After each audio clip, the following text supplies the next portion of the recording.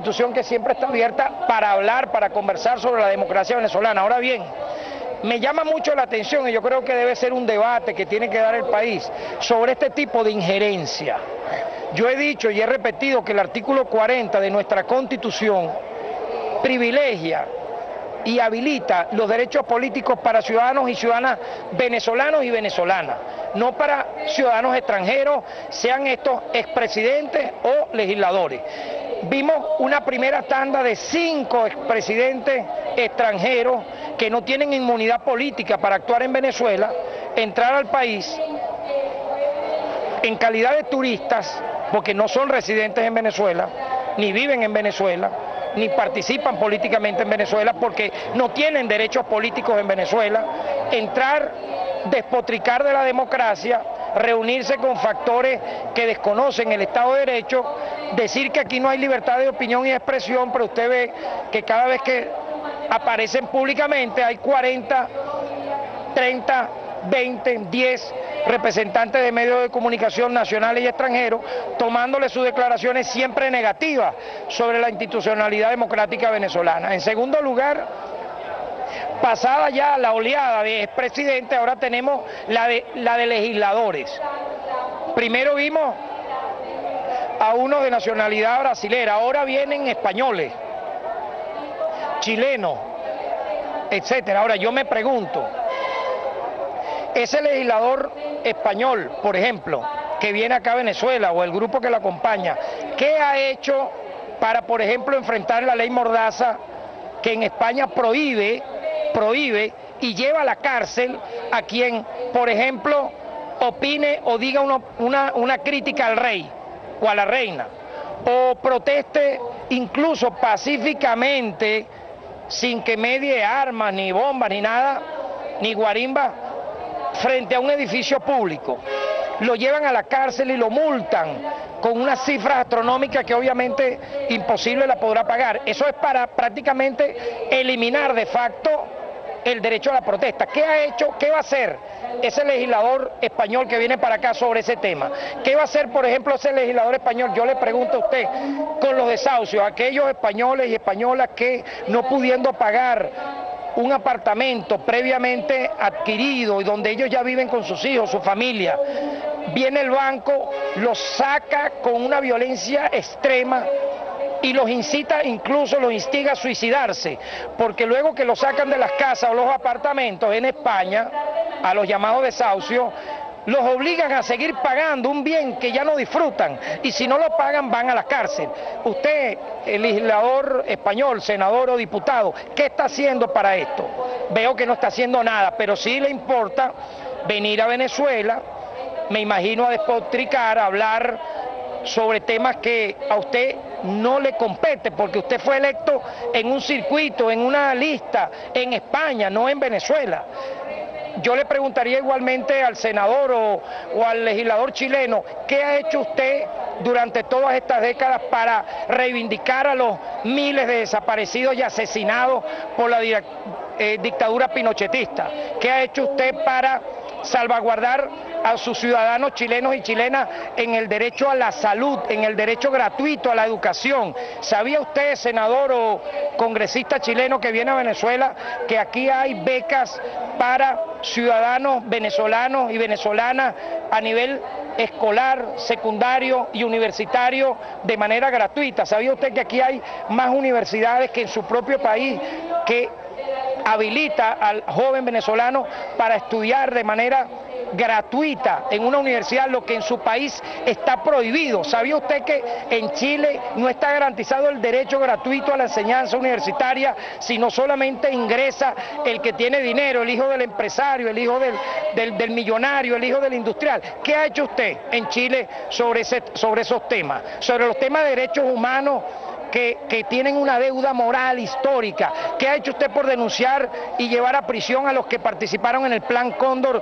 que exterminó a patriotas de Chile, de Uruguay, de Argentina? ¿Qué ha hecho? Obviamente yo respondo, porque sé la respuesta, no ha hecho nada. Entonces, ¿qué autoridad moral tendrá este tipo de legisladores de venir a Venezuela, siendo extranjeros, a estar opinando sobre nuestros asuntos internos? Por lo tanto, me da a mí totalmente ya la percepción, no hay duda de que no siendo invitados por el Estado venezolano ni por una institución pública para hablar sobre temas de cooperación, por ejemplo, sobre temas de acompañamiento a un tema particular, sino invitados por un sector de la política, de la diatriba política venezolana, vienen aquí ni siquiera para ofrecer ningún tipo de solución a nada, sino a criticar, a malponer al país. Y yo creo que es un tema de soberanía. O sea, ¿cuál dictadura es la que hay aquí en Venezuela? Cuando una caterva de expresidentes cuestionaron sus países por ser criminales, asesinos, violadores de derechos humanos, porque ese es el prontuario que tiene Felipe González, Piñera, Pastrana, Calderón, ¿verdad? Quiroga. Vinieron en un momento, hablaron, dijeron que aquí no había democracia, pero se cansaron de atacar y despotricar a todo el Estado venezolano y a defender incluso a una salida violenta, porque si ellos defienden a quienes promovieron el desconocimiento, a la autoridad competente, al Estado venezolano y al presidente Nicolás Maduro a través de la salida, si ellos los están defendiendo es porque ellos creen en una salida subversiva, insurreccional. Entonces, ahora ya viene la etapa entonces de estos legisladores. Sinceramente, creo que al final quienes los están invitando están quedando muy mal ante la opinión pública. Usted hace una encuesta ahorita en esta plaza y le pregunta a cualquier baruteño, a cualquier anzoatiguense, a cualquier caraqueño, ¿qué opina de que expresidentes extranjeros, senadores extranjeros, diputados extranjeros vengan a Venezuela a criticarnos a nosotros, a cuestionarnos y salir de aquí y luego unirse a una campaña de crédito contra el país? ¿Está de acuerdo, sí o no? Y usted verá que la mayoría dirá que está en contra de eso. Por lo tanto, creo que finalmente eso forma parte de una matriz, de una campaña que ya está escrita, que la hemos venido viendo, que la hemos observado en cámara lenta, pero que ha fracasado. O sea, ha fracasado porque obviamente el venezolano no es tonto, el venezolano observa que aquí es un tema también de respeto a nuestra identidad. Yo, por ejemplo, mira, he ido a los países donde estos senadores y legisladores pertenecen, he estado ahí, pero he estado invitado en razón de mi cargo de defensor del pueblo. He estado en Colombia, he estado en Chile, he estado en Brasil, y a mí se me ha consultado, se me ha preguntado que qué opino yo, periodista extranjero, o sea, de esas naciones, sobre la situación de los derechos humanos en esas naciones, en España, en Colombia, en Brasil. ¿Qué he dicho yo? Mira, no me abstengo de opinar porque yo respeto la autodeterminación de esos países, la soberanía, y nunca he opinado, nunca he dicho nada sobre los asuntos internos de esos países, es decir, porque es un respeto a la soberanía. Entonces nosotros pedimos igualmente respeto a la soberanía y a la democracia venezolana. Rápidamente, defensor, porque me queda poco tiempo, me gustaría consultarlo. Ya recibió denuncias por parte de los resultados de la Operación Libertad para el Pueblo, que actuó en la Cota 905. La Defensoría va a designar, porque ya el Ministerio de Interior y Justicia ha dicho claramente que va a tomar otras zonas de alto impacto. Van a poner o colocar defensores a la orden de los cuerpos de seguridad para acompañar estos procedimientos y evitar que haya presuntamente violaciones a los derechos humanos en el ejercicio de estos operativos. Mira, sobre este tema la Defensoría del Pueblo tiene una posición institucional muy clara.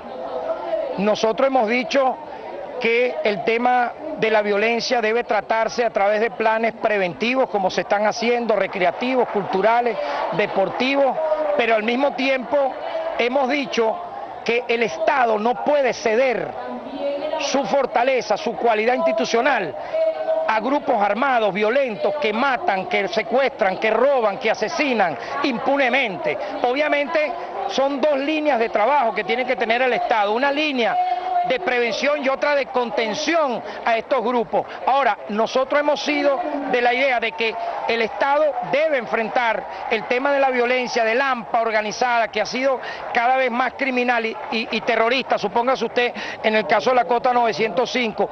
¿Cuál fue el clamor de los periodistas? ¿Cuál fue el clamor de los medios de comunicación? ¿Cuál fue el clamor del país? Cuando vio, por ejemplo, que grupos armados tomaron un puesto de la Policía Nacional y luego de Policaracas, quemaron patrullas, quemaron motos, lanzaron granadas hiriendo de muerte a funcionarios policiales, cuando se acribilló la caravana del ministro de Deporte. ¿Cuál fue el clamor del país ante ese tema? Que el Estado actuara, que el Estado enfrentara esa situación. ¿Qué hemos dicho nosotros? Bueno, el Estado debe hacerlo, está habilitado para hacerlo en estricto respeto a los estándares internacionales de derechos humanos, en estricto respeto a la Constitución y a la ley, y obviamente, repito como conclusión, en ese derecho que tiene el Estado de enfrentar a estas bandas cada día más criminales, no debe violentar o no debe menoscabar las garantías que establece la Constitución. De ocurrir un hecho como eso, la Defensoría del Pueblo, siempre lo he dicho, está abierta a cualquier denuncia, tramitarla. Nosotros, por ejemplo, hemos recibido denuncias muy puntuales de personas que en este momento están privadas de libertad por ese operativo que ocurrió en la Cota 905, los hemos visitado como corresponde y hemos tramitado los casos a que haya lugar. Ahora, la investigación de los hechos, ¿a quién corresponde? Bueno, a los tribunales, al Ministerio Público, pero mi conclusión es muy clara. El Estado no puede ceder al chantaje de grupos armados que matan, asesinan, secuestran, violan y que no haya una respuesta del Estado. La respuesta debe darse, repito, en el marco de la Constitución, de la ley y de los tratados internacionales de derechos humanos. Agradecemos las palabras de Tareq William Saad, defensor del pueblo. Se ha referido a dos temas fundamentales.